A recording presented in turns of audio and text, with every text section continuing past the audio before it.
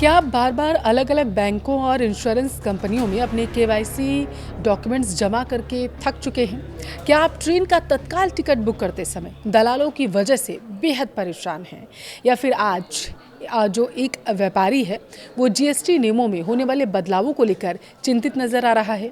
अगर इनमें से किसी भी सवाल का जवाब आपका हाँ है, तो ये वीडियो आपके लिए है। दरअसल 1 अगस्त 2026 से भारत में वित्तीय लेन-देन सहित रेलवे बुकिंग, डिजिटल पेमेंट और व्यापार से जुड़े कई ऐसे बदलाव हैं जो होने जा रहे हैं, जिनको मैं इस वीडियो में आपको विस्तार से बताऊंगी। और इसी वजह से मैं कह रही हूँ कि ये वीडियो बेहद ही महत्वपूर्ण है, लास्ट तक ज़रूर देखिएगा। नमस्कार, आपके साथ मैं पल्लवी रविंद्र सिंह। देखिए, क्या आपके साथ कभी ऐसा हुआ है? आप ज़रा सोचिए कि आप सुबह-सुबह अपनी नींद ख़राब करके ट्रेन के तत्काल टिकट की लाइन में लगे हों और जब आपका नंबर आया हो तो पता चले टिकट तो फुल है, क्योंकि कोई दलाल आपसे पहले बाजी मार ले गया। या फिर ज़रा याद कीजिए, बैंक में खाता खुलवाना हो और म्यूचुअल फंड लेना हो या फिर इंश्योरेंस, हर बार वही केवाईसी डॉक्यूमेंट की फ़ोटोकॉपी आपको बार बार लेकर वहाँ पर जाना पड़ता है, जिससे आप बेहद परेशान हो जाते थे। अगर आपका जवाब हाँ है, तो मैं आपको बता दूं कि सरकार और संस्थाओं ने फाइनली लोगों की सहूलियत के लिए ये जो परेशानियां हैं उन्हें सुन लिया है और इन्हें दूर करने का फैसला किया। 1 अगस्त से आपकी ज़िंदगी से जुड़ी 5 ऐसी बड़ी बातें हैं जो बदलने वाली हैं, जो सीधा आपकी जेब, आपके समय, आपकी मानसिक शांति से जुड़ी हुई हैं। चाहे दलालों की छुट्टी करने वाला रेलवे का नया नियम हो या आपको कागजी कार्रवाई से बचाने वाला नया CKYC 2.0 सिस्टम हो। सबसे पहले और सबसे बड़े बदलाव की हम बात करेंगे, जो सीधे आपकी जेब और आपके समय से जुड़ा हुआ है। सेंट्रल नो योर कस्टमर 2.0 यानी कि CKYC 2.0। अब तक देखिए क्या होता था, अगर आपको किसी बैंक में खाता खोलना होता था तो अलग डॉक्यूमेंट्स दिए जाते थे, अलग से आपको परेशान होना पड़ता था। म्यूचुअल फंड में निवेश करना है तो फिर से वही प्रक्रिया आपको दोहरानी पड़ेगी, फिर फोटोकॉपी कराइए, फिर सारे डॉक्यूमेंट्स लेके आइए, यही कर रहे थे ना। और अगर इंश्योरेंस लेना है तो फिर से वही कागजी कार्रवाई आप दोबारा से करिए। लेकिन अगस्त से भारतीय बैंक और इंश्योरेंस कंपनियां एक कॉमन कस्टमर आइडेंटिफिकेशन सिस्टम शुरू करने जा रही हैं। इस नए CKYC 2.0 सिस्टम के तहत पहला जो पॉइंट आ रहा है वो ये कि सिर्फ एक बार वेरिफिकेशन होगा। संस्थाओं को सेंट्रल रजिस्ट्री से आपका डेटा हासिल करने के लिए सिर्फ आपकी सहमति, यानी कि वो OTP भेजेंगे, वो आपको देना होगा। दूसरा जो बड़ा इसमें बदलाव किया जा रहा है, कॉन्फिडेंस स्कोर। देखिए, नए सिस्टम में आपकी डेटा की सटीकता पर एक कॉन्फिडेंस स्कोर होगा, जो यह बताएगा कि क्या किसी फर्म ने पहले ही आपकी जानकारी को वेरीफाई कर रखा है या फिर नहीं। ये सबसे महत्वपूर्ण है। हालांकि अब तीसरा पॉइंट इसमें यह है, धोखाधड़ी पर इससे लगाम लगेगी, ये दावा किया जा रहा। रेगुलेटर्स का मानना है दरअसल कि इससे मॉनिटरिंग आसान हो जाएगी और फ्रॉड के मामलों में भारी कमी आएगी। वर्ल्ड बैंक के 2024 के डेटा के मुताबिक अगर हम उस पर गौर करें, भारत में लगभग 89% जो लोग हैं उनके पास बैंक खाते तो हैं, लेकिन म्यूचुअल फंड या फिर इंश्योरेंस में उनका निवेश बेहद कम है। CKYC 2.0 इसी गैप को भरने का काम करेगा। SBI फंड्स मैनेजमेंट के मुताबिक अगर यूनिवर्सल आइडेंटिफिकेशन के बाद ग्राहकों का एक छोटा हिस्सा भी निवेश शुरू कर देता है, तो यह इंडस्ट्री के लिए एक बहुत ही बड़ा गेम चेंजर के रूप में साबित हो जाएगा। अब आप सोचिए, सिर्फ SBI के पास 50 करोड़ बैंक खाते हैं। यह बदलाव सिंगापुर और यूरोपीय देशों के डिजिटल आइडेंटिटी फ्रेमवर्क की तर्ज पर किया जा रहा है, जो भारत को एक नई वित्तीय ऊंचाई पर ले जाने का काम करेगा, भारत को विकास के पंख लगाएगा, ये दावा किया जा रहा है। और अब रुक करते हैं व्यापार और उद्योग जगत की तरफ। देखिए, अगर आप एक कारोबारी हैं या ट्रांसपोर्टेशन से जुड़े हैं तो आपके लिए अपडेट जानना बेहद महत्वपूर्ण है। वस्तु एवं सेवा कर नेटवर्क अपनी ई-वे बिल प्रणाली में 2 बड़े तकनीकी बदलाव करने जा रहा था, जिन्हें पहले 15 जून से लागू होना था, लेकिन व्यापारियों की मांग और तकनीकी तैयारियों को देखते हुए अब इसे 1 अगस्त 2026 से लागू किया जा रहा है। ये 2 बड़े बदलाव क्या हैं?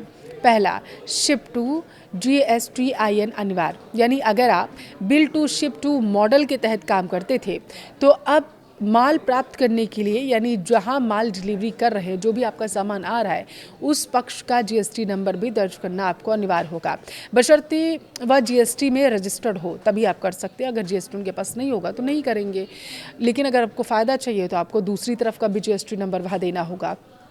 ई-वे बिल बंद करने की सुविधा ये भी महत्वपूर्ण है। देखिए, माल की डिलीवरी पूरी होने के बाद सप्लायर, खरीदार या ट्रांसपोर्टर जो होंगे अपनी स्वेच्छा से ई-वे बिल को क्लोज कर सकेंगे।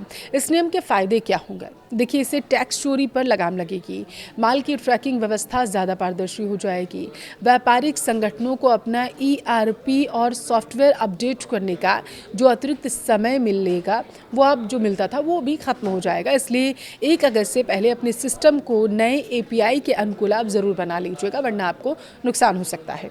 अब बात करते हैं आम आदमी की सबसे बड़ी ज़रूरत भारतीय रेलवे की। अचानक यात्रा करने पड़े आपको तो तत्काल टिकट ही एकमात्र आपका सहारा होता है। लेकिन हम सभी जानते हैं, देखिए, कि टिकट काउंटर्स पर दलालों का कैसा राज चलता है। सिर्फ टिकट काउंटर्स पर नहीं, आप आजकल तो ऑनलाइन भी ये फ्रॉड चलने लगा है। इसी परेशानी को ख़त्म करने के लिए पश्चिमी मध्य रेलवे ने भोपाल मंडल के सभी आरक्षण केंद्रों पर 1 अगस्त से एक बिल्कुल ही नई टोकन व्यवस्था लागू करने का फैसला कर लिया है। चलिए, इसके नियम क्या हैं वो भी आपको बताते हैं। अगर हम बात करें एसी की, एसी तत्काल टिकट के लिए सुबह 8:30 से 9 बजे तक टोकन मिलेंगे।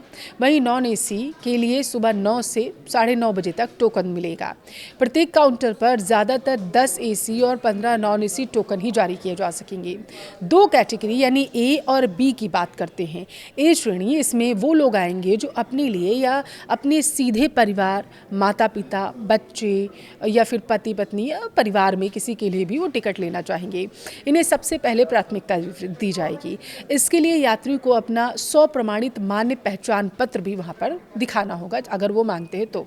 अब बात करें बी श्रेणी की, तो इसमें अन्य प्रतिनिधि आएंगे जिनका नंबर ए श्रेणी के ख़त्म होने के बाद आएगा।